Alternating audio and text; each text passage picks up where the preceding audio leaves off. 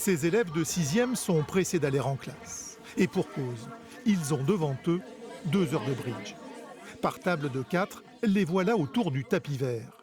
13 cartes en main, compter les points et élaborer une stratégie avec le partenaire, lancer un contrat. Une découverte pour tous, plutôt plaisante. On a gagné. Je travaille, mais en fait, on dirait qu'on travaille pas.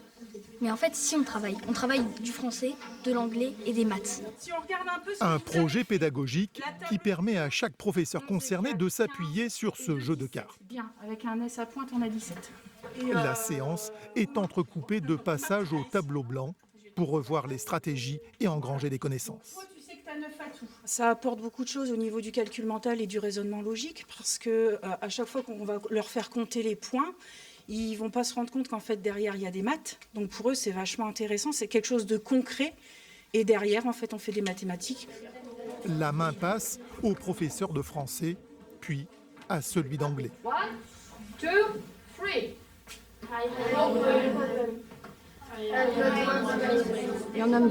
Le bridge offre une belle opportunité pour apprendre du vocabulaire, dialoguer, pratiquer la langue. Ils ont adhéré au système comme c'est pas possible et ils nous ont même demandé si on pouvait continuer l'année prochaine. À Denain, ces élèves de 4e en grande difficulté scolaire plébiscitent eux aussi le bridge qu'ils pratiquent depuis le début de l'année. Ça m'apprend à me concentrer parce que j'ai vraiment des problèmes de concentration, donc ça m'aide. J'ai du mal à compter, donc ça m'aide un peu. Ça c'est bien. Après des années confinées dans le périscolaire, le bridge fait son entrée dans les classes. Initiateur de cette pratique dans les collèges du Nord, Pascal Évrard pense au coup d'après.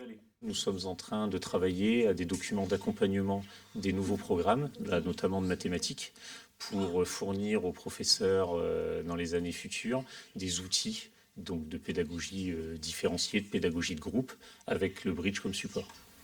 Le bridge devient un atout supplémentaire pour enseigner. Déjà, 500 à 600 professeurs sont formés à cette discipline pour que les élèves disposent de meilleures cartes pour l'avenir.